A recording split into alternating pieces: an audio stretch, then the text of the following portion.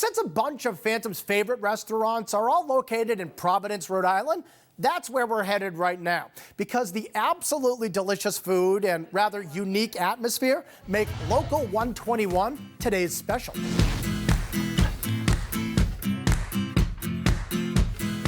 These days, if it ain't local, it ain't tasty. And at Local 121 in Providence, they're proving it one dish at a time. 3 tacos and 2 pastas.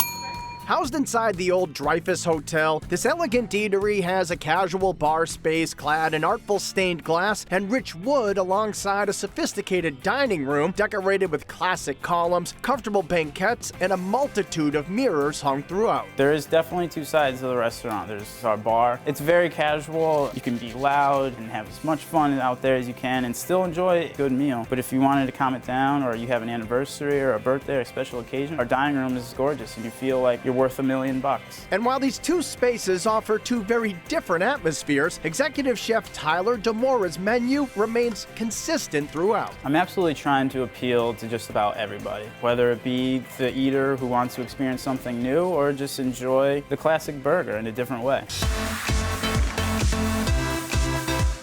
So there are opulent offerings like seared scallops with cashews and grapefruit, and more down-to-earth fare like the burger topped with wild mushrooms and caramelized onions. The Spadina Alla Romano may sound extravagant, but it's really just a glorified grilled cheese made with a licorishly Pernod butter. It all starts by layering house-made mozzarella with thick-cut Pullman bread in a pan. Just like making lasagna, it's just bread, cheese, bread, cheese, bread, cheese all the way up. We press it a little bit overnight, take a nice big slice, and then we just sear it off in some clarified butter. There's a little bit of crunch on the outside, but it's also very creamy on the middle. It does melt in your mouth. Another dish you may have never seen is the Navajo fry bread. The Navajo fry bread comes from the Dakotas, South Dakotas, the Navajo Indians. It's a cross between a pizza dough and a naan bread, so it's very airy. We hand toss it, just like a pizza place, and we just drop it in our fryer, and then it starts to poof up. We make house mole with like a really dark chocolate and ancho chilies. Cook that down very slow as we braise the chicken. We pull the chicken meat, put that over top of the fry bread with some house-made queso fresco and some creme fraiche. When I've tried it, first thing I thought I was being at a carnival or at a state fair, but we take it to another notch.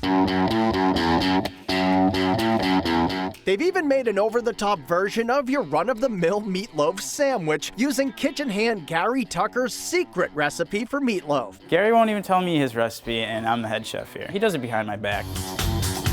I don't know if he's putting tarragon or extra garlic in there, but all I know is it's delicious. This ain't your ordinary lunchtime leftover, as they take this mouth-watering meatloaf and shave it paper thin on a deli slicer and then pile it high with all the good stuff. It's stacked up pretty tall. We slice the meat very thin, put a little bit of Gary's famous cheese sauce on it, and a little house-made ketchup. Since we are in the Ocean State, you can be sure there's plenty of fresh seafood, like the crispy Point Judith calamari served over a black garlic sauce and topped with Thai basil, or the Rhode Island fluke topped with artfully arranged rhubarb. I always believe that you eat with your eyes first, so what we do is we take rhubarb and we slice it very, very thin, and we try to mimic what scales look like on a fish. But it's the locally raised PT Farms flat iron steak that is the must-order on the menu. Served with a potato loaded up with a bone marrow jam, this dish is certainly not your father's version of meat and potatoes. Oh, it's not your typical loaded potato at all. And that goes with the steak, a little bit of watercress salad, and sauce bordelaise.